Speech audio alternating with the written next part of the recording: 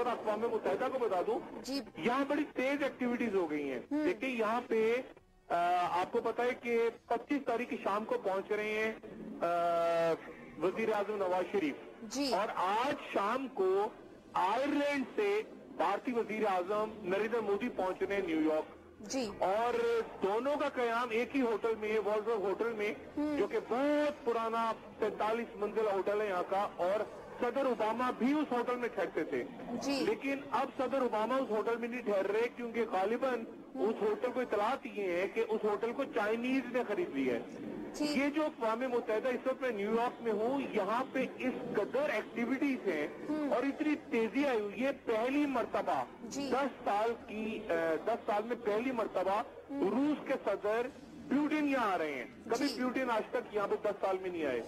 Putin आ रहे हैं, और जितने अक़वाम मुत्तहिदा की सिक्योरिटी काउंसिल के सरबराह है वो यहाँ के, चीन के सदर कल यहाँ पहुंच गए 10 दिन के लिए जी। और गालिबन 2 उन्होंने मीटिंग्स अरेंज की हैं चीन के सदर ने, जिसमें वजीर आज़म नवाज शरीफ शिरकत कर रहे हैं। जो भारतीय वजीर खारजा हैं सुषमा स्वराज, वो पहले ही यहाँ पहुंची हुई हैं। वो वाशिंगटन में उनके जॉन केरी के साथ बड़े स्ट्रेटेजिक मुआहदे हुए हैं, और एलामिया जो जारी हुआ है वो काफी पाकिस्तान मुखालिफ एलामिया जारी हुआ है, और उसमें पहली मर्तबा उस एलामिया में जो जॉन केरी और सुषमा स्वराज की मीटिंग के बाद जारी हुआ है, स्ट्रेटेजिक डायलॉग में पहली मर्तबा लश्कर तैयबा, डी कंपनी दाऊद इब्राहिम की और अलकायदा और हक्कानी नेटवर्क खुल के उसका जिक्र हुआ है। लेकिन यहाँ पर जो चाइना के प्रेसिडेंट आए हैं उनके ऊपर अमेरिका काफी तनकीद कर रहा है, अमेरिकन मीडिया भी, और यहाँ के जो दूसरे लोग यहाँ मौजूद हैं और जिनसे मेरी इंटरेक्शन हो रही है, या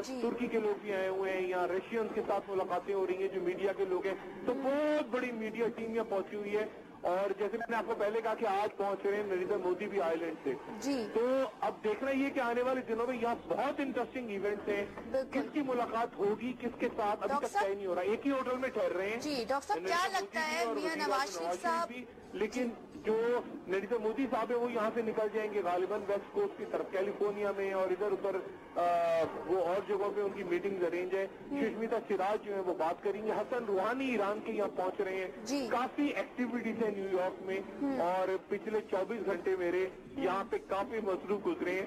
आज मेरे ख्याल से डॉक्टर मलिया लोधी से मुलाकात होगी। कुछ देर पहले अलग सुबह साबिक सफीर वाशिंगटन में हुसैन हक्कानी साहब से फोन पे बात हुई, तो वाशिंगटन में भी काफी कुछ हो रहा है। लेकिन देखना ये है कि पाकिस्तान अपना केस किस तरह सामने लेके आता है, और सुषमा स्वराज जो पहले ही पहुंच चुकी है वाशिंगटन और जॉन केरी से मुलाकात कर चुकी हैं, वो आपके किस तरह जवाब देती है नवाज शरीफ साहब की तकरीर का। बिल्कुल डॉक्टर साहब, लेकिन एक अहम सवाल ये भी है, जैसे आपने बताया कि मियां नवाज शरीफ साहब और मोदी साहब का स्टे भी एक ही होटल में है, तो क्या लगता है कितना इम्कान है इन दोनों के दरमियान मुलाकात का? जी देखिए, ये बहुत बड़ा होटल है, इसके कई दरवाजे हैं, कई रस्ते हैं, कई लॉबी, इसकी लॉबीज हैं, और अलग अलग ठहरे हुए दोनों, यानी दोनों तकरीबन आप समझिए क्योंकि 2 बिल्डिंग्स हैं, तो 2 बिल्डिंग्स में अलग अलग इनका कयाम है, अलग अलग इनके एंट्री एग्जिट गाड़ियां लगेंगी, अलग अलग होगा।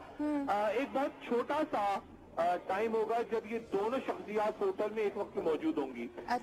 जो मोदी साहब है वो जर्मनी की जो चांसलर है एंजेलिका मर्कल, उनके एजाज में खाना कर रहे हैं, और उसमें एक नाश्ता कर रहे हैं, और उसमें मेरे ख्याल से जापान के प्राइम मिनिस्टर भी शरीक होंगे, ब्राजील के रहनुमा भी शरीक होंगे, और एंजेला मर्कल जो है जर्मनी की, गालिबन वो इंडिया भी जा रही है अगले हफ्ते, तो वो एक मीटिंग उनकी होगी। पाकिस्तान के जो वजीर आजम हैं वो एक कॉन्फ्रेंस में शरीक होंगे गालिबन 27 तारीख को, जिसकी सदारत ओबामा करेंगे, और उसमें उसी कॉन्फ्रेंस में 2 दिन पहले मोदी तकरीर करके जा चुके होंगे। मोदी यहाँ बहुत थोड़ा क्याम कर रहे हैं न्यूयॉर्क से, फिर वो निकल रहे हैं कैलिफोर्निया के लिए।